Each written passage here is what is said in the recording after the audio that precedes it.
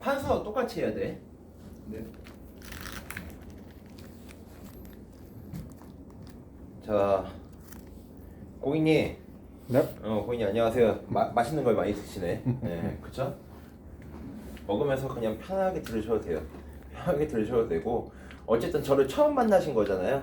그쵸? 그렇기 때문에 고객님이 이전에 뭐 보험 설계를 받아보신지 안 받아보신지는 모르겠어요. 솔직하게 얘기를 해서. 근데 일단은 그냥 저를 처음 만나 뵀으니까 저에 대한 설명을 해드리자면은, 이건 여러분들 그냥 여러분들 식으로 풀면 돼요. 우리나라에 총 저같이 일하는 사람들이 한 60만 명 정도가 있어요. 엄청나게 많죠. 육군 숫자가 60만 명이거든요. 근데 보험 설계사 숫자가 60만 명이다 그러면은 진짜 어메이징하게 많은 겁니다. 어메이징하게 많은 건데, 그 중에 나라에서 이제 선정을 하는 사람들이 있어요. 약 한 2,000명에서 3,000명 정도를 선정을 하는데, 그 선정하는 사람이 누구냐면은 접니다. 제가 지금부터 말씀드릴 수 있는 거는 뭐냐면은, 고객님한테 가입을 하라고 하거나 권유를 하라고 이게 좋습니다 저게 좋습니다라는 이야기를 하는 게 아니고, 정확하게 보험이라는 걸 가져갈 때 어떻게 가져가시는 게 가장 유리한 거고 현명한 건지, 그리고 내 보험료를 어떻게 하면은 똑같은 보험을 들고 가더라도 저렴하게 가져갈 수 있는지, 그 부분에 대해서만 제가 말씀을 드릴 거니까 그 부분만 정확하게 인지를 하시고, 그 다음에 고객님의 보험이 갖고 있으시다고 하시면 그때서 제가 보험을 보게 될 거고, 제가 아무래도 고객님한테 맨 처음에 나왔을 때 이것저것 뭐 챙겨갖고 와라 뭐 해라 뭐 이런 말을 안 했을 거예요, 분명히. 왜냐면은 뭐 보통의 이제 설계사분들이 어떠한 이야기를 가장 많이 하냐면은, 고객님이 만약에 상담 요청을 했어요. 상담 요청을 했으면은 고객님의 증권을 요청을 하거나 아니면 고객님의 인적사항을 받을 거예요.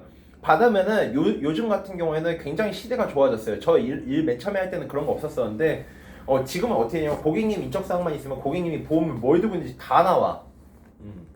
따다다다 다 나온다고. 그러면은 고객님의 약점이 무언가인지를 알고 있으니까 저는 그 약점만 파고들면서 거기에 대한 무언가 안 좋은 점만 이야기를 하겠죠. 제가 왜 아무것도 안 물어봤냐면은, 고객님한테 일단은 보험의 전반적인 기준을 잡아드리고, 그 다음에 고객님의 보험을 보면은 고객님이 실질적으로 내 보험이 어떠한지 그거에 대해서 정확하게 판단하실 수 있는 기준점이 생기시는 거니까 제가 아무것도 안 들고 온 거고, 지금부터 약 한 30분 정도를 제가 고객님의 시간을 조금 뺏을 거예요. 뺏을 건데, 이 30분만이라도 정확하게 들으신다고 하시면은 고객님한테 큰 도움이 되지 않을까 싶습니다. 예, 일단은요, 크게 보자고 한다면은 우리가 보험이라는 걸 들 때 딱 두 가지만 보면 돼요. 두 가지만 보면 되는 게 뭐냐면은, 생명사와 손해사, 이렇게 두 가지가 있어요. 자, 삼성이라는 회사도 삼성생명, 삼성화재가 있고요. 하나라는 회사도 하나생명, 하나손해보험, 그리고 동부도 동부생명, 동부손해보험, 이렇게 나눠져 있어요. DB라고 하죠. 요새는 동부가 아니고. 근데 그 회사들이 되게 웃긴 게, 그냥 보험회사라고 하면 되잖아. 삼성보험회사 아니면 하나보험회사 이렇게만 이야기하면 되는데 왜 굳이 두 개를 나눠놨냐 이거야. 거기부터 의문점을 좀 가지셔야 돼요. 거기부터 의문점을 가지셔야 되는데, 왜 그러냐면은 법적으로 갈려져 있습니다. 손해사가 해주는 일, 생명사가 해주는 일이 나눠져 있어요. 나눠져 있는데, 제가 이렇게만 이야기하면 모르겠으니까 제가 하나둘씩 차근차근 이게 풀어드릴 거예요. 자, 손해사부터 볼게요. 손해사에서는 뭐가 있냐면은, 뭐 자동차 보험도 있을 거고요. 그리고 건물, 화재, 그리고 뭐 운전자 보험, 그리고 골프 치면 뭐 골프 보험 등등등등 여러 가지들이 있습니다. 여러 가지들이 있는데, 여기서 고객님이 지금 저랑 이야기하실 거는 뭐냐면은 실비라는 부분이에요. 실비라는 이야기는 들어보셨나요? 네.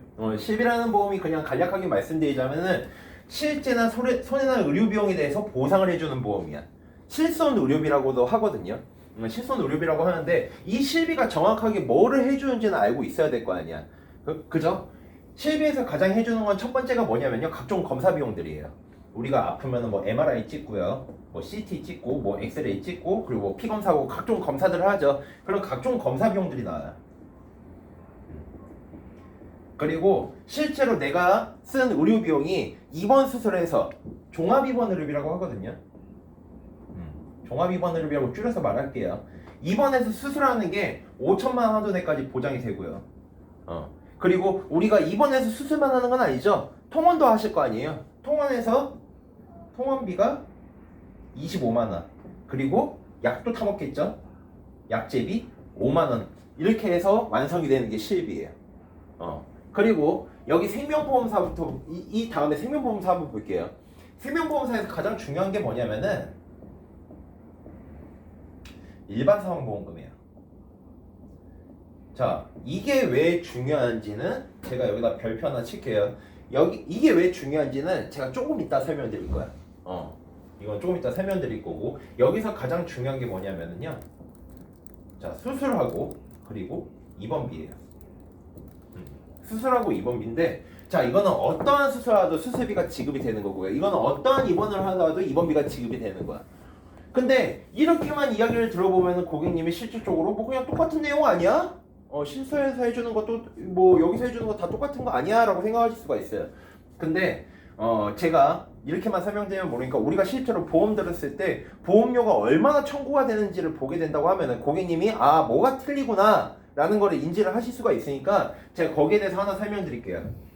우리나라 사람들이 죽을 때까지 한 번은 걸린다는 병이 뭐가 있냐면은 맹장이라는 질병이 있어요. 들어보셨나요? 네. 맹장이라는 질병, 충수염이라고 하거든요. 자, 맹장이라는 질병이 있는데 이게 병원비가 약 90만 원에서 120만 원 정도가 나옵니다. 실제로. 근데 저 또한도 맹장 수술했거든요. 근데 자, 맹장 수술을 하셨을 때 우리나라 사람들 우리나라 95% 이상이 가입돼 있는 게 뭐냐면 실손의료비예요. 실손 하나만 있으면 다 돼라고 많이 알고 계실 거예요. 근데 자, 이 실손의료비만 갖고 있으면 얼마 정도가 청구가 되냐면은 약 한 70만 원에서 100만 원 정도 청구가 되실 겁니다. 90만 원에서 100만 원 정도. 근데 자, 여기서 문제점이 뭐냐면은 자, 90만 원 썼을 때 70만 원 비례보상이거든요. 그러면은 약 내 돈이 마이너스 20만 원이 나는 거예요.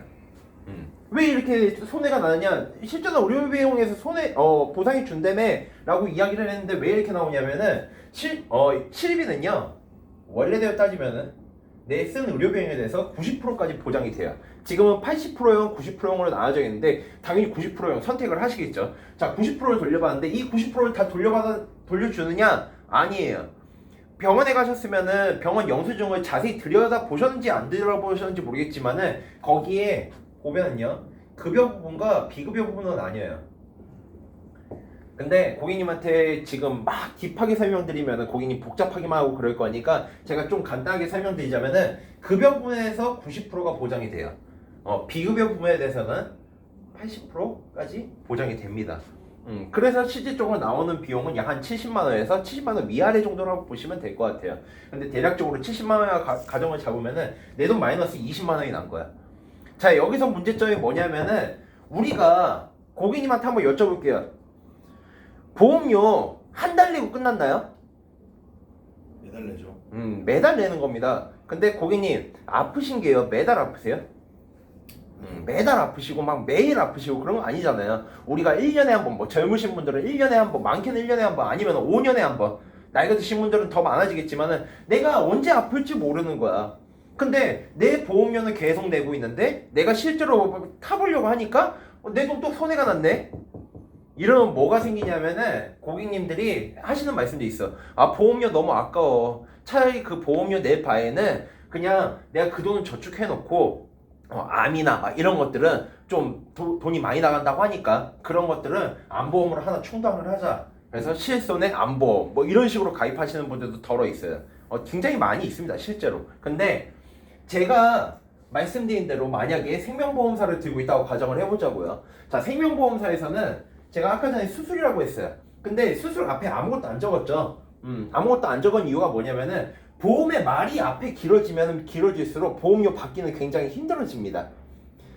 만약에 뭐 여기 앞에 뭐 질병 수술 아니면 상해 수술, 그러면 질병으로 수술할 때만 나오는 거고 상해로 수술할 때만 수술이 나오는 건데 지금 보시면 아시겠지만 안에 아무것도 안 붙어 있어요. 자, 이 수술비는 생명보험사는 정액 보상이 됩니다. 조금 약간 틀린 점이에요. 손해보험사, 생명보험사 틀린 점이 뭐냐면은 손해보험사는 비례 보상이 됐었잖아요. 내가 쓴 의료비용에 대해서. 생명보험사는 정액 보상이에요. 딱 정해진 금액이 나오는 건데 1종부터 5종까지로 나뉩니다. 크게는 1종부터 5종까지로 나뉘는데 이거를 그냥 간략하게 설명드리자면은 간단한 수술부터 복잡한 수술이라고 보시면 될 것 같아요. 자, 근데 제가 지금부터 말씀드리는 건 뭐냐면은 보험을 가입을 하실 때 가장 중요한 게 뭐냐면은 가입을 당연히 잘해야 되는 것도 맞겠지만은 그 다음에 관리라는 부분이 굉장히 중요한 거예요. 관리라는 부분. 왜 관리가 중요한지 설명드릴게요. 자, 맹장 수술 같은 경우에는 원래대로 따지면 1종입니다. 1종 수술이에요. 근데 고객님이 이 맹장 수술을 하셨을 때 진단서를 떼갖고 오실 때 그 앞에 복막염을 동반한이라는 글자만 붙이게 되면은 이게 1종에서 2종으로 바뀝니다. 근데 맹장 수술, 충수염 수술은요. 충수염은 무조건 복막염을 동반을 할 수밖에 없어요. 결론만 이야기를 하자면. 그래서 이게 1종으로 2종으로 바뀌는 순간이 됩니다. 자, 1종 수술비가 얼마냐면요. 20만 원이에요. 근데 2종으로 바뀌면서 얼마로 늘어났냐면 60만 원 지급이 됩니다. 겨우 앞에 글자 한 4-5개 더 붙여놓고. 그러면은 뭐가 되죠? 여기서 플러스 일단은 60만 원 지급이 되겠죠. 60만 원 지급이 되고요. 자, 맹장 수술을 하게 되면은 약 4일에서 7일 정도를 입원을 하게 되세요. 4일에서 7일 정도. 자, 4일 입원했다고 가정을 했을 시에 자, 생명보험사에서 제가 아까에도 말씀드렸지만 여기 앞에 안 붙은 아무것도 안 붙은 입원비가 있죠. 이 입원비는 어떻게 입원을 하더라도 입원비가 지급이 되는 거예요. 근데 이 입원비는 업계 평균이 약 한 2만 원 정도가 됩니다. 근데 제가 3만 원이라고 가정을 해본다고 하면은 자, 최소 미니멈으로 해볼게요. 4일 했을 때 3만 원씩 나오면 얼마 나오죠? 12만 원 플러스가 되겠죠. 그러면 생명보험사에서 총 72만 원 발생이 되는 거예요. 아까 전에 얼마 마이너스 났죠? 마이너스 20만 원 났죠. 그러면은 고객님한테 들어간 돈이 얼마예요? 최소 플러스 52만 원이 한 돈이 나가세요. 자, 이 52만 원이 한 돈이 어떻게 하면 적다 하면 적고 많다고 하면 많을 수도 있어요. 근데 고객님도 돈 모으시면 아시겠지만은 우리나라 사람들 돈 모은다고 하면 제일 첫 번째 생각하는 게 뭐야? 은행에다 적금 넣잖아요. 그죠? 은행에다 적금 넣는데 자, 은행에다 적금을 만약에 100만 원씩 넣는다고 가정했을 때 100만 원 넣기 쉽지 않거든요. 요즘 경제도 어렵고 벌이도 없고 막 그러다 보니까 100만 원씩 적금하기 굉장히 힘들어요. 근데 100만 원씩 적금 넣은다고 했을 때 우리나라 사람들 1년 만기 적금을 가장 좋아하니까 만기가 됐을 때 받는 이자가 얼마냐면은 지금 현재 약 7만 원 정도가 돼요. 자, 이 말인즉슨 뭐냐면은 고객님이 2만 원 이자를 받으려고 한다면은 100만 원씩을 약 한 8년 정도는 저축을 하셔야지 이 돈을 받으신다는 거야. 그러면 이 돈으로 봤을 때 어떻게 보면 작다고 하면 작고 크다고 하면 클 수 있는데 이렇게 따지고 보면 굉장히 크게 느껴지죠. 근데 제가 지금 드리는 말씀은 뭐냐면은 제가 고객님한테도 항상 말씀드리는 거거든요. 항상 말씀드리는 게 뭐냐면은 고객님이 실제로 가장 적은 돈으로 재테크할 수 있는 수단이 뭐라고 할까요? 라고 물어보면 고객님들이 막 뭐 주식 막 여러 가지 이야기하세요. 근데 가장 안전하게 받을 수 있는 방법은 뭐냐? 그러면 저는 보험이라고 말씀을 드려요. 자, 제가 보험이라고 말씀드리는 이유가 있겠죠. 근데 보험이라고 말씀드리는 이유 자체가 뭐냐면은 제가 만약에 보험료를 고객님한테 막 100만 원, 200만 원 내라고 한다면은 제가 이런 말을 할 필요가 없는 거야. 그게 아니니까 제가 이런 말씀을 드리겠죠. 자, 지금부터는 보험료를 어떻게 하면 가장 저렴하고 현명하게 가져갈 수 있는지에 대해서 설명드릴 거예요. 자, 실비라는 부분 자체는 어떻게 완성이 되는 거냐면 나라에서 만든 보험이에요. 나라에서 만든 보험이기 때문에 삼성을 가입하시던 동부를 가입하시던 하나를 가입하시던 뭐 에이스 손해보험 가시던 어디를 가시더라도 보장 내용이 더 많고 적고는 없어요. 다 똑같습니다. 실질적으로.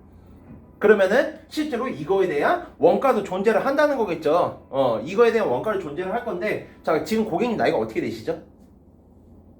36이요. 네, 36살 남자 기준으로 했을 때 약 지금 현재 실비의 원가는 약 한 만 원 초반대 정도 나올 거예요. 한 12,000원, 3,000원 정도 나올 것 같아요. 제가 봤을 때는. 그러면은 여기서 답은 한 가지 나왔죠. 고객님이 실비 가져갈 때는 얼마면 가져가면 돼? 약 10,000원 돈 정도면은 가져가면 된다. 이것만 기억하시면 돼요. 지금은.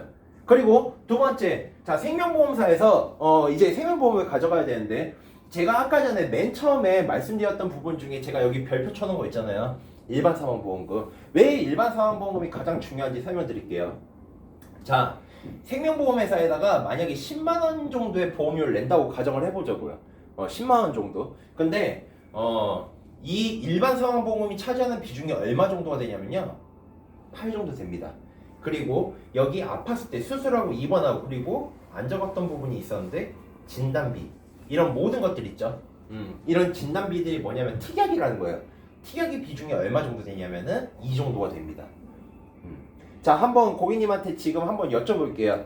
자, 고객님이 죽었을 때 돈 많이 받는 게 좋아요? 아니면 살아있을 때 돈 많이 받는 게 좋아요?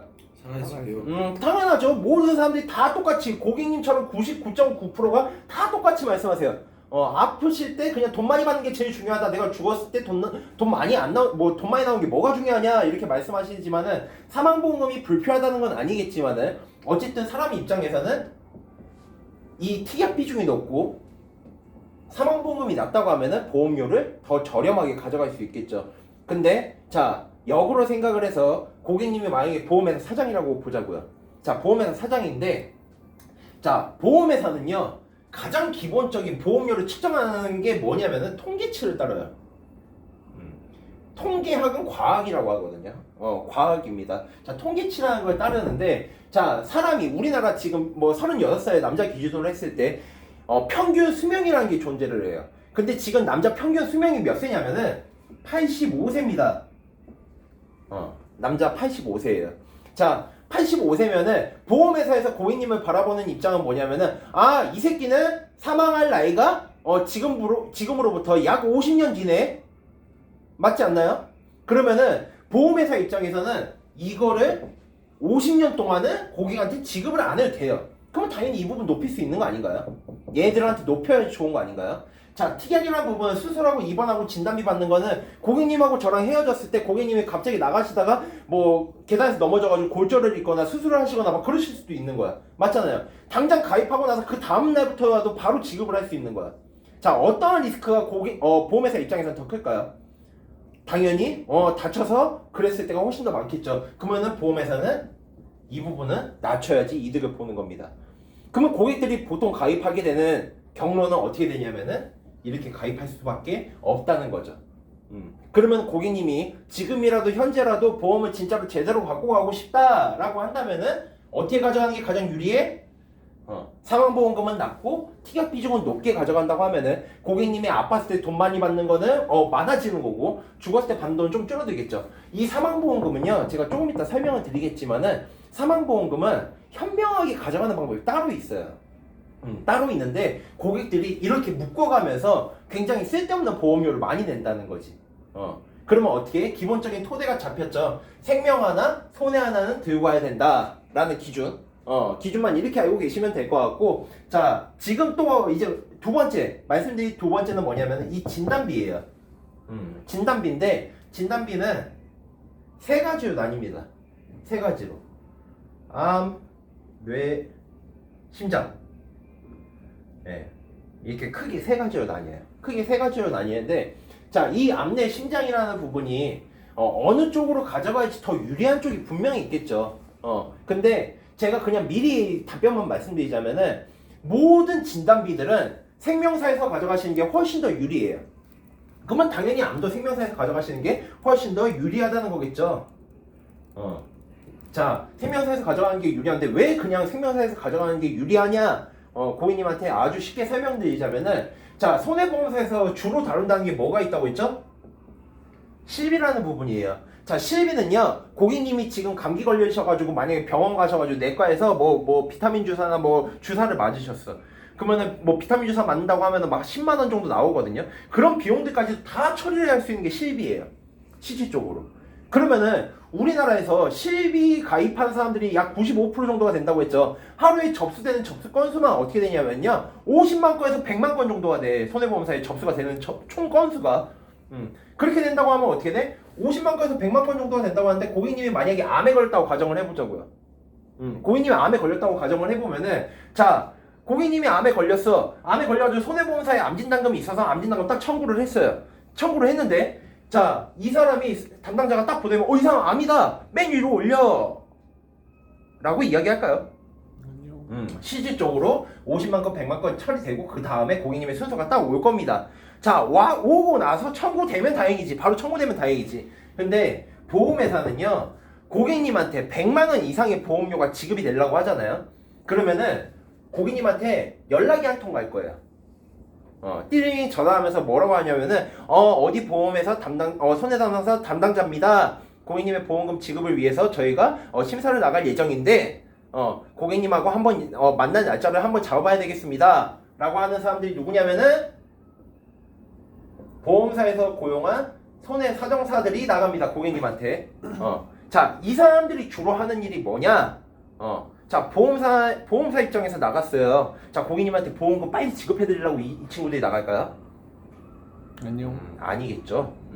당연히 아닐 겁니다. 자, 이 사람들이 돈을 버는 경로 이런 것들은 그냥 말을 안 해드리겠지만은 제가 그냥 고객님한테는 다 오픈하고 말씀드릴게요. 자, 이분들이 하시는 일은 뭐냐면은 고객한테 지급돼야 되는 보험금이 삭감이 된다든지 아니면 지급이 안 되게 막아야지 이 사람들의 급여가 높아지고 직급이 높아집니다. 자, 그러면 이 사람들의 주된 원인이 주된 일이 그거라고 한다면은 고객님을 만났을 때 호의적일까요? 무언가 꼬투리를 잡기 위해서 뭐 동의서를 작성하고 막 이럴 거예요. 자, 이런 게 모든 것들이 처리되는 순간까지 약 한 3개월에서 6개월, 길게는 1년, 2년 정도도 잡을 수도 있어요. 자, 고객님 보험회사 앞에 가장 많이 있는 게 뭔 줄 알아요? 내 보험금을 달라. 보험회사 삼성생명 어디 가면은 강남역에도 삼성생명 있잖아요. 강남역에 삼성생명 앞에 보면은 강남 사거리 딱 거기 이렇게 타워 같은 게 하나가 있어요. 거기 뭐가 적혀 있냐면 내 보험금 돌려달라. 그래서 거기 꼭대기에서 시위합니다. 그 타워 꼭대기에서. 가장 많다고요. 그러면은 고객님 입장에서는 자, 이 두 군데에서 생명사를 가져가는 게 훨씬 더 유리하다는 뜻인 건데 생명사는 그렇게 빨리 지급이 되느냐? 이거는 그냥 내부 규정입니다. 내부 규정인 건데 자, 고객님하고 저하고 제가 뭐 설계사잖아요. 어떻게 보면 고객님 입장으로 봤을 때는 자, 설계사 입장인데 자, 제가 고객님한테 이 보험금 나갑니다 라고 한다고 해서 무조건 나가는 건 아니에요. 고객님한테 보험금이 지급이 되려면 뭐를 봐야 되느냐면은 약관이라는 게 존재를 해요. 약관. 고객님이 보험금 지급을 어떻게 할 수 있다라는 책으로 된 그러니까 법정 같은 거예요. 보험사의 법정 같은 거. 자, 약관이라는 게 존재하는데 이 약관에 의해서 지급이 되는 거예요. 근데 생명보험사, 손해보험사가 조금 다른 점이 뭐냐면은 생명보험사 같은 경우에는 보험금 처리, 그러니까 진단금의 처리 기한을 2주 안에 처리 지급해라라는 기준 방침이라는 게 있어요. 그러면은 고객님 입장으로 봤을 때는 암내심장 되게 큰 질병들이잖아요. 암만 따지고 보다도 굉장히 큰 질병이잖아요. 고객님한테 진단금 빨리 받고 고객님이 그 돈 갖다가 빨리 좋은 병원 가가지고 최대한 빠른 날짜로 내가 돈 다 사줄 테니까 빨리 나 좀 고쳐줘. 그래야 되는 거 아닌가? 그럼 뭐가 더 유리해? 어쨌든 두 군데다 다 있지만은 생명사에서 가져가시는 게 첫 번째로 보셔야 되는 거는 생명보험사에서 가져가시는 게 더 유리하다. 그리고 부족한 부분은 손해보험사에서 서브로 가져가시는 부분이 맞는 거고. 자, 암은 생명사고 있어요. 근데 이 뇌의 심장은 어디로 가져가는 게 유리하냐? 제가 왜 여기부터 설명했는지 대충 느낌 오셨겠지만은 손해사에서 가져가시는 게 훨씬 더 유리하세요.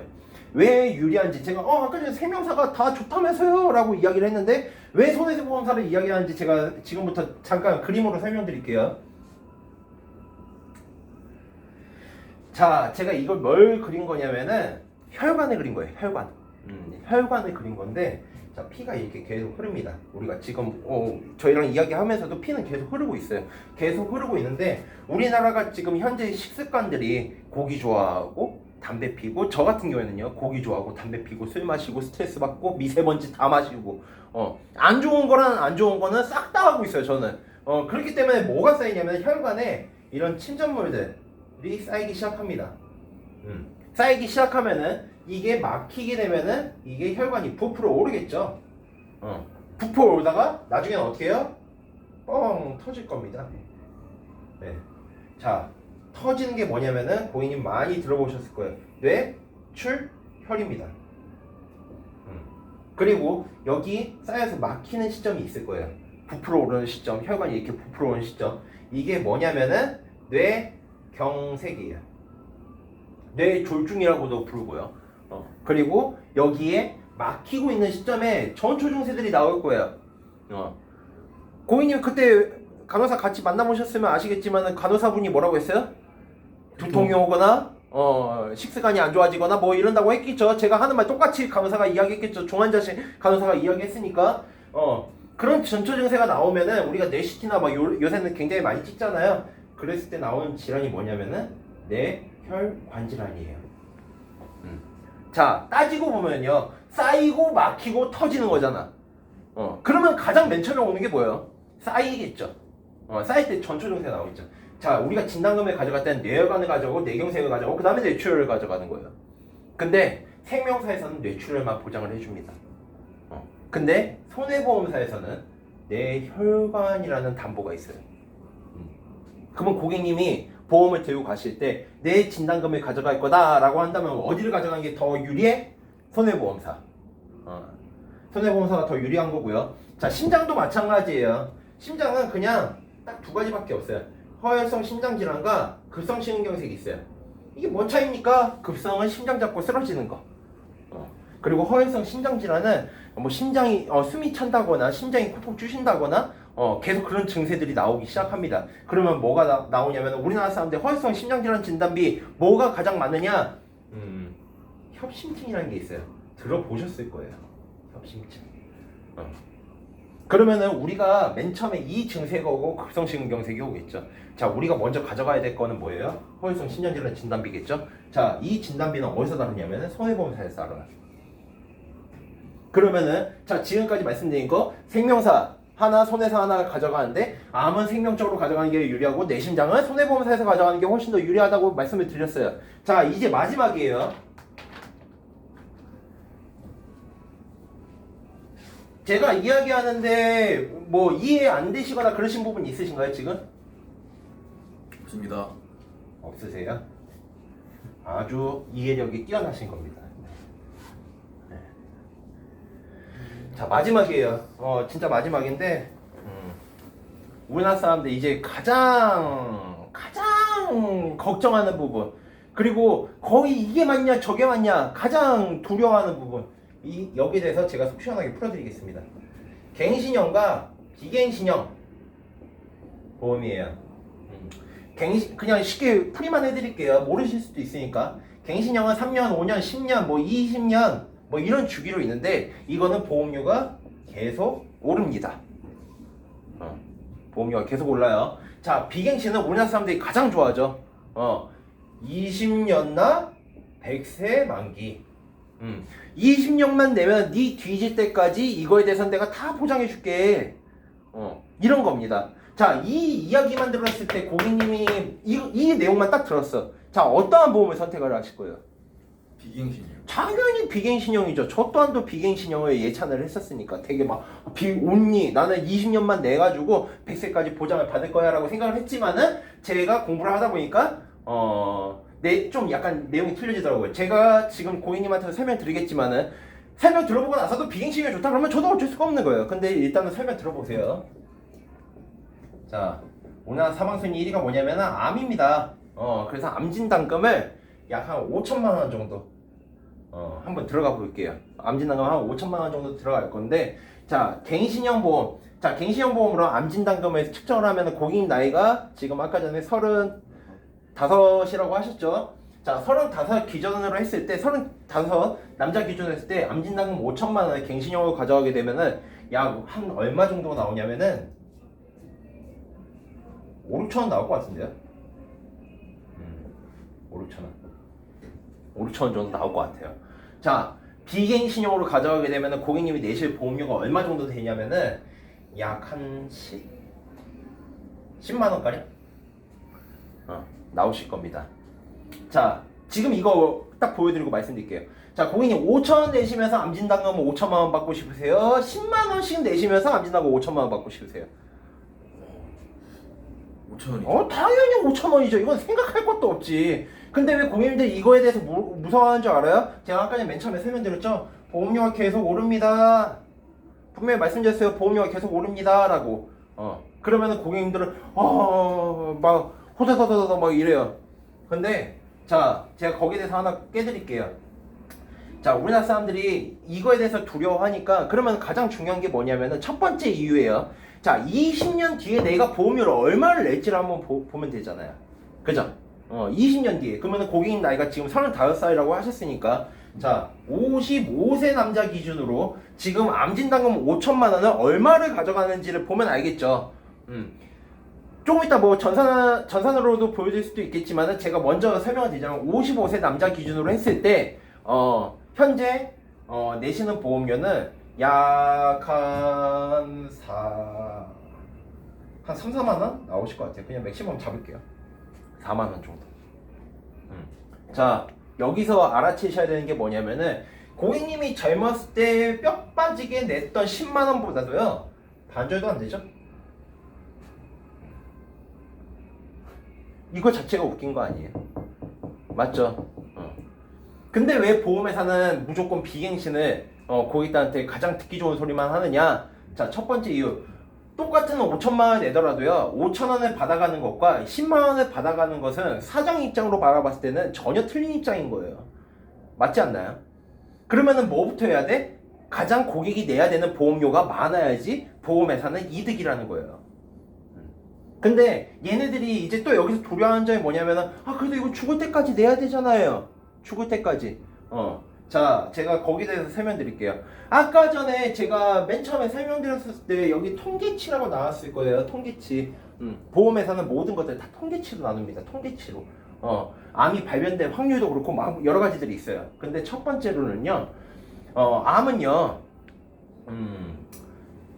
발병된 나이대가 45세부터 65세까지가 가장 많이 걸립니다. 그러면은 이거를 최장 70세까지 봐요. 저는 고객님들한테 그 이후에도 걸리실 수 있는 확률이 있겠죠. 근데 중요한 건 뭐냐면은 항상 모든 것들이 확률이에요. 어떤 투자를 하더라도 확률이 높은 것에 수익이 날 수 있는 거에 투자를 하는 거지 수익이 안 날 건데 투자를 하는 사람들은 없다고. 맞지 않나요? 그러면 무슨 말이야? 내가 이때까지만 보험을 암진단금을 가져가면 된다는 거야. 이 이후부터는 뭐가 중요하냐면은 뇌, 심장, 뭐 치매 이런 부분들이겠죠. 자, 우리나라 3명 중에 1명이 암이라는 이야기 들어보셨죠? 네. 많이 들어보셨잖아요. 네. 자, 여기서 웃긴 거는 3명 중에 1명이 암이면요 이거를 말로 바꿔서 해석을 하자면 3명 중에 2명은 암이 아닌 거예요. 맞잖아요. 우리가 암에 걸릴 수도 있고요. 아무리 내가 술, 담배 이빠이 하고 뭐 나쁜 짓이야 나쁜 짓을 다 막 미세먼지 막 중고에 가서 황사먼지 다 마신다고 하더라도 내가 암에 안 걸릴 수도 있는 거야. 걸릴 놈 걸리고 안 걸릴 놈 안 걸린다는 거예요. 솔직하게 얘기를 하자면은 그냥 고객님하고 쉽게 이야기를 하자면은 근데 왜 우리가 무조건 난 암에 걸릴 거야. 암에 걸릴 확률 높죠, 당연히. 30% 확률이라면 굉장히 높은 거 맞아요. 근데 거기에서는 내가 합리적으로 가져가는 게 맞다는 거겠죠. 그러면은 이 차입금 뭐를 해야 되느냐? 무조건 저축을 하셔야 된다는 거예요. 저축. 지금 차이가 약 한 9만 5천 원 정도 나세요. 맞지 않나요? 암 진단금만 따졌을 때 9만 5천 원이에요. 막 이것저것 따지고 보면은 한 20만 원 정도 차이가 나겠죠. 우리가 암만 가져가는 건 아니니까. 그러면 이 20만 원 차익은 어떻게 해야 되느냐? 저축을 해야 된다는 거 있죠. 근데 저축을 하는 방식도 되게 여러 가지입니다. 뭐 펀드를 투자하시든지 은행에다 적금을 넣으신다든지 막 여러 가지들이 있어요. 근데 지금의 현재의 포커스만 맞춰서 제가 저축을 하는 방법도 제가 나중에 와서 이거 다 끝난 다음에 고객님한테 도와드릴 거 다 도와드린 다음에 그 다음에 설명을 드리겠지만은 첫 번째로 알고 계셔야 되는 건 뭐냐면요. 지금은 세금이에요. 고객님이 주식이나 코인 뭐 이런 것들 하실 수도 있어요. 근데 지금 가장 핫한 건 뭐냐면은 금융위원장이 그 주식이나 코인 모든 것들에 대해서 세금을 22% 이상은 때려버리겠다고 막 하죠. 그러니까 사람들이 막 반기를 일어들고 나타나죠. 야, 우리는 돈 벌면 안 되냐? 왜 그거를 너희들이 뭐 꼬른 거는 돌려줄 거냐? 왜 딴 거에 대해서는 우리가 가져가려고 하냐? 나라에 세금 내라고 하냐? 근데 저는 그런 이야기 해봤자 아무런 의미 없다고 봐요. 나라가 뭐 어쨌네 저쨌네 저는 나라 탓도 하지 않습니다. 왜 안 하냐면요. 저는 그 상황에 맞게 그냥 그 시대에 맞게 대응만 잘할 뿐인 거예요. 근데 우리나라는요. 실제로 모든 선진국들에 비해서는 세금이 굉장히 낮은 편은 맞아요. 실질적으로 모든 경제의 흐름을 보게 된다고 하면은 그러면 우리나라도 세금을 올릴 수밖에 없다는 거잖아요. 그러면 우리가 가장 먼저 첫 번째로 잡아야 되는 건 뭐냐면은 세금을 피할 수 있는 부분을 만들어 놓는 거예요. 이게 첫 번째고요. 두 번째가 뭐냐면은 복리라는 부분이에요. 내가 원금에 대해서 이자를 붓고 이자가 또 붙고 하는 부분인 건데, 자, 이런 부분들은 제가 지금 설명드리면은 제가 이것만 그냥 말씀을 드리고 제가 고객님한테 나중에 와서 설명을 드릴 거니까 이 부분은 제가 나중에 다시 와서 설명드릴 겁니다. 어쨌든 제가 이야기가 좀 약간 3000% 빠졌는데, 자, 고객님이 진짜로 이제 마지막으로 정리해 드릴 거예요. 정리해 드릴 게 뭐냐면은 첫 번째 기억하실 거, 내가 보험 들고 갈 거라면 어떻게 가져가야 돼? 생명사 하나, 손해사 하나. 그리고 실비를 가져갈 거라면 아까 전에 원가로 가져가야 된다고 말씀을 드렸죠. 그리고 두 번째로 가져가야 되는 건 생명사를 가져갈 때 사망보험금은 낮게 가져가고 티격 비중을 높게 가져간다. 그리고 암 내 심장의 진단비를 가져갈 때는 암은 생명적으로 가져가시는 게 유리하고 내 심장은 손해보험사로 가져가시는 게 유리하다. 자, 갱신형 비갱신형 중에서 이거는 고객님 선택이긴 하겠지만은 제가 봤을 때는 갱신형으로 가져가고 그 나머지 차입금은 저축을 하셔서 가져가시면서, 고객님이 뭐 중간에 우리나라 사람들 이벤트가 많이 발생되잖아요. 결혼을 하신다든지 아니면 뭐 아기 출산을 한다든지 교육을 한다든지 아니면 집 이사를 간다든지 자동차를 산다든지 뭐 여러 가지 이벤트들이 있어요. 그런 이벤트들을 하셨을 때 차라리 저는 그 돈 쓰셔라. 보험사 좋은 일 시키지 마시고. 그래서 이 정도만 기억을 하시고 고객님은 보험을 가져간다고 하시면은 더 좋은 부분들은 분명히 있을 거예요. 근데 지금 현재의 입장으로서 제가 해드릴 수 있는 부분들이 뭐냐면은, 어쨌든 남들하고는 틀린 거니까, 제가 처음에 설명드린 것처럼 남들하고는 조금 틀리니까 제가 드릴 수 있는 혜택은 뭐냐면은, 손해보험사에서는 뭐 실비 가져가고 뭐 이렇게는 해드릴 수가 있어요. 근데 중요한 거는 아까 전에 말씀드렸다시피 이렇게 하면은 고객의 입장에서 바라봤을 때는 좋겠지만 이렇게 하면 안 된다고 했죠. 근데 제가 이렇게 해드릴 수는 있어요.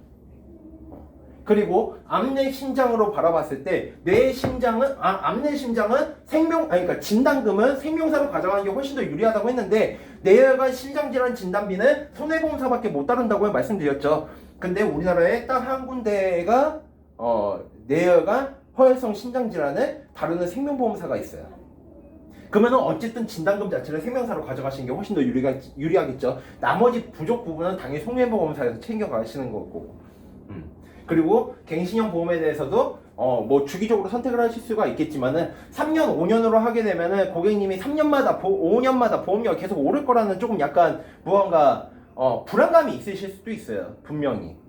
그렇기 때문에 20년 동안은 보험료가 변하지 않고 20년 갱신형으로 하게 되면은 고객님의 보험료가 조금 더 안정감 있게 가져가실 수 있다는 거죠. 이 20년 동안에 저축하는 방법은 제가 이거 다 도와드린 다음에 완료가 된다고 한다면은 그때 돼서 제가 이거는 다시 해드릴 거예요. 근데 이것까지 안 하게 되면은 고객님은 보험을 제대로 가져가는 부분들이 아닌 겁니다. 실질적으로. 그래서 이렇게만 가져가시면 될 것 같습니다. 혹시 제가 설명드렸을 때 뭐 궁금하신 점이나 그런 것들 있나요? 제 친구 중에 생명사 쪽으로 실비 가져가시는 그 실비 가져가는 친구도 봤는데, 네. 생명사는 실비가 생명사에서도 실비가 분명히 있죠.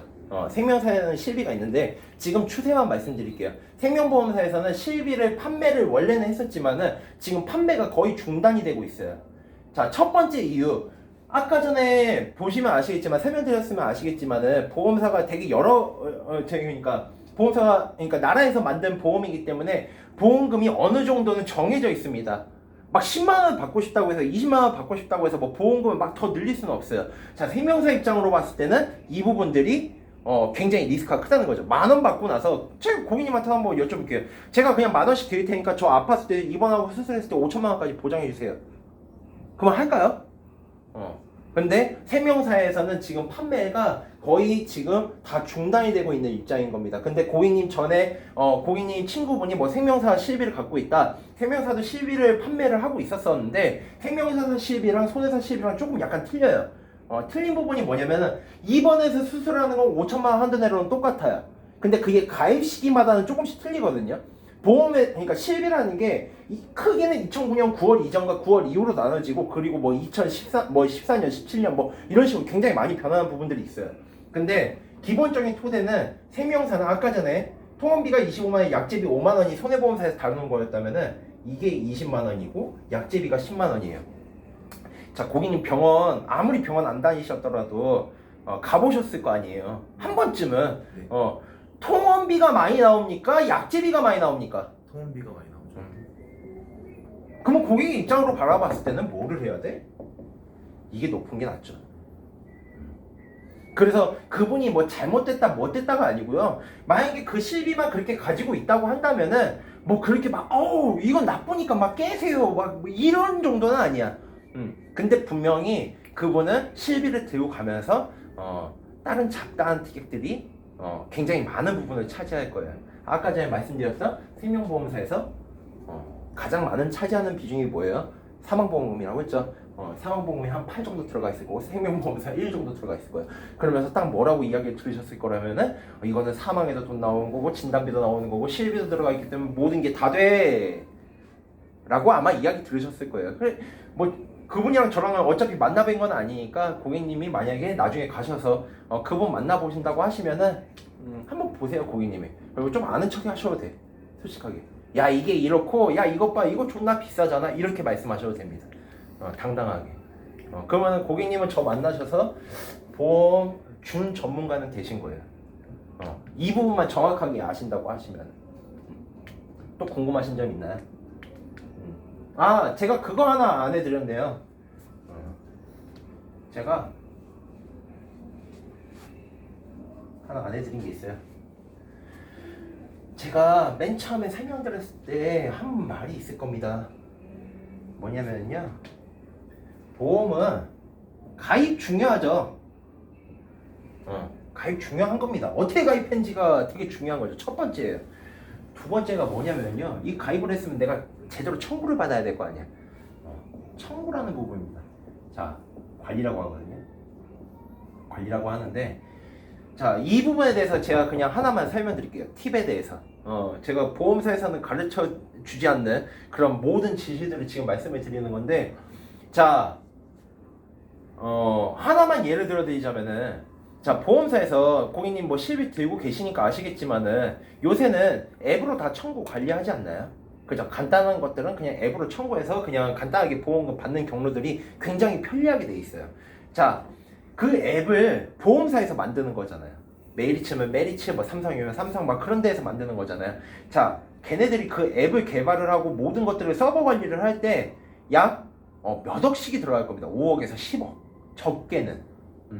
자, 보험회사에서 미쳤다고 5억 10억 들여가지고 고객을 위해서 뭐 보험 광고들 보면은 막 마치 뭐 다 해줄 것처럼 고객님이 왕입니다. 그렇게 하지만은 과연 그렇게 할까요? 이게 함정이에요.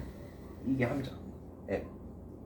앱이 함정입니다. 왜 앱이 함정이냐면은 제가 고객님들한테 제가 꼭 이거 다 이제 처리가 되고 고객님이 이제 가입이나 이런 것들이 이제 뭐 제대로 뭐 해피콜이나 심사나 막 이런 것들이 다 통과되고 하셨을 때 제가 고객님들한테 맨날 하는 말씀들이 있어요. 뭐냐면은 아프시기 전에 저한테 전화해줘라.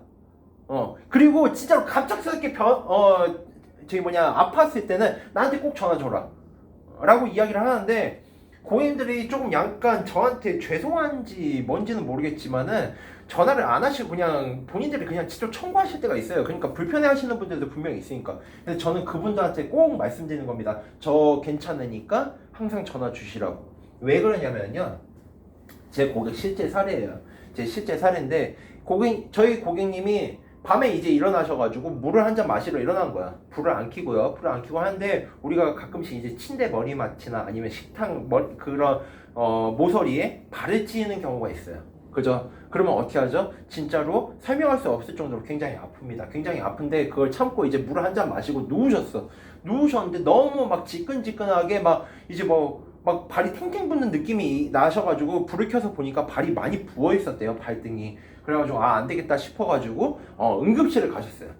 자, 응급실을 가셔가지고 엑스레이 찍어보니까 실제로 발등은 뼈가 굉장히 얇아요. 굉장히 얇기 때문에 보니까 엑스레이 찍어보니까 실금이 간 거야. 발등에 뼈에 이렇게 실금이 간 거죠. 실금이 가면은 병원에서는 뭐 특별한 조치는 없어요. 여기다가 깁스를 해줍니다. 반깁스를. 그리고 이분이 딱 나왔어요. 그러니까 병원비가 약 한 15만 원 정도가 나온 거예요. 15만 원 정도.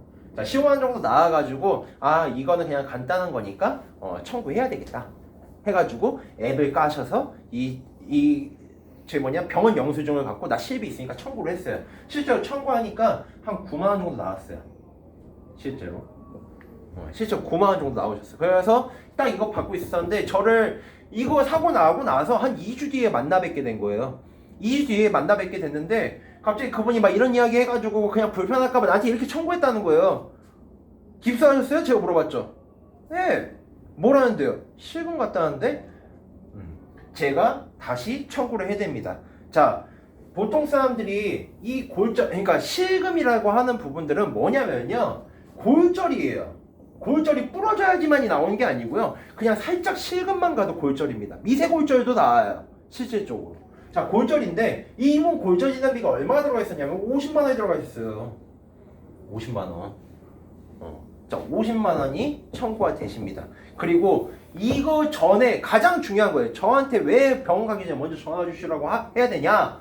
라고 한다면은 원래대로 따지면 이분은 반깁스 하셨어요. 근데 나 괜찮으니까 조금 불편하다도 너무 아프니까 그냥 고정되게 통깁스로 해주시면 안 될까요? 라고 하면 통깁스로 나갑니다. 통깁스로. 자, 통깁스를 하게 되면은 보통의 보험들 가장 기본적으로 가는 게 뭐냐면은 깁스 치료비라는 게 있어요. 반깁스는 깁스 치료비가 안 나요. 통깁스는 깁스 치료비가 나갑니다. 자, 통깁스 깁스 치료비가 얼마 들어가 있었냐면 원래 30만 원 들어가 있었어요. 그러면 원래대로 따지면 이분은 얼마나 받으실 수 있었어? 89만 원 받으실 수 있었던 거죠.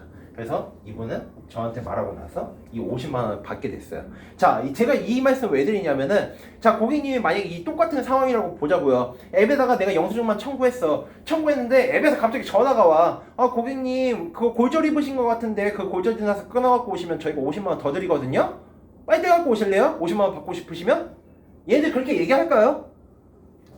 절대 안 합니다. 절대.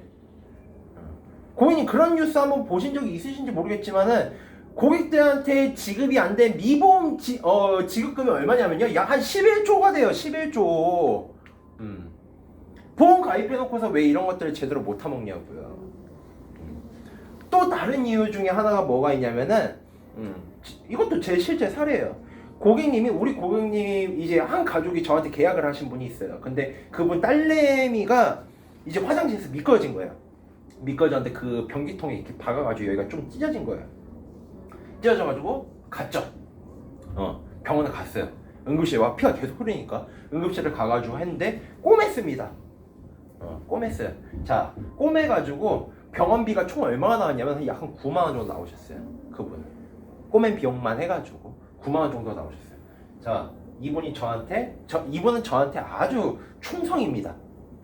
전화 자주 와요, 진짜로. 뭐 낮이건 밤이건 상관없이 언제든지 전화 오세요. 근데 이분이 나 청구할 거 있는데 그러면서 이제 이야기를 하신 거야. 찢어졌는데 이거 해가지고 9만 원 나왔어.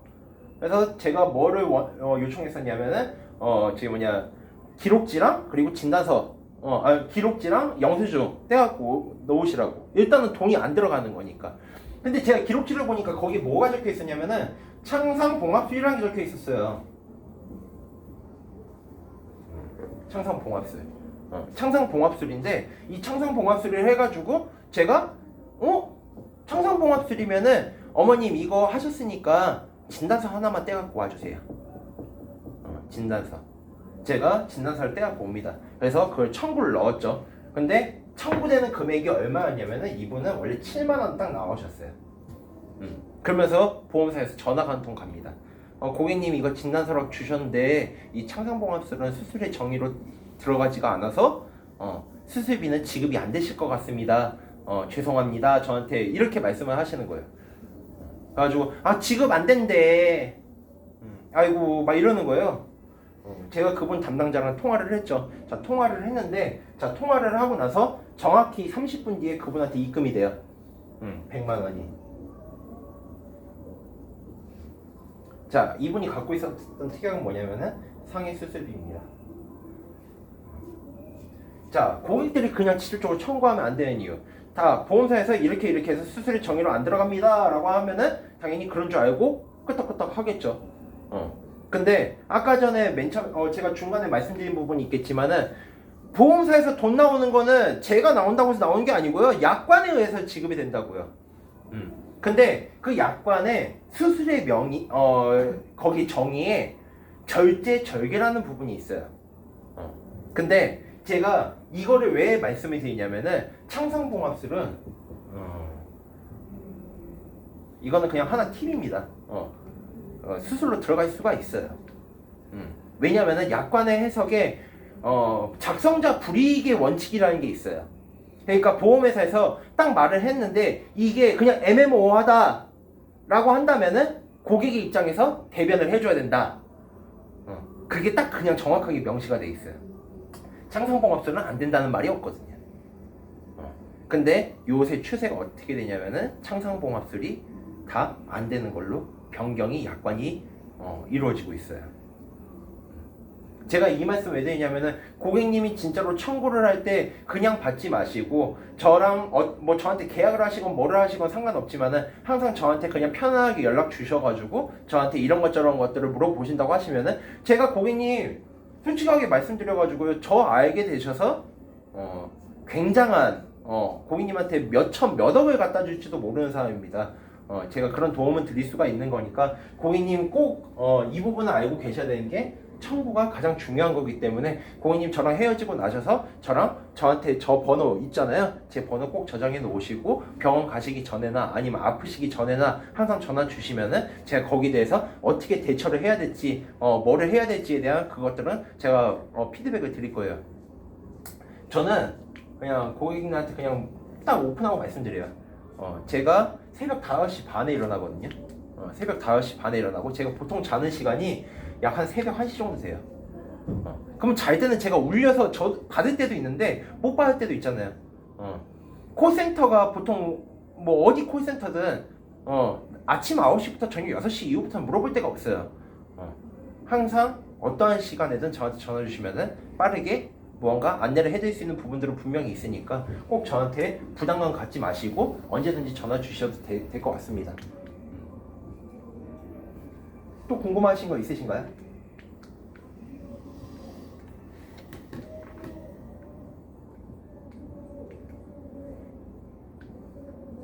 좋습니다. 그러면은 거의 대부분 이제 이거를 그러면 저는 어떻게 해야 될까요? 아니면은 아니 그러면 이렇게 해주시는데 어떻게 뭐 제가 뭐라도 해드려야 되는 거 아니에요? 뭐예요? 뭐 이런 반응들이 나와 실질적으로.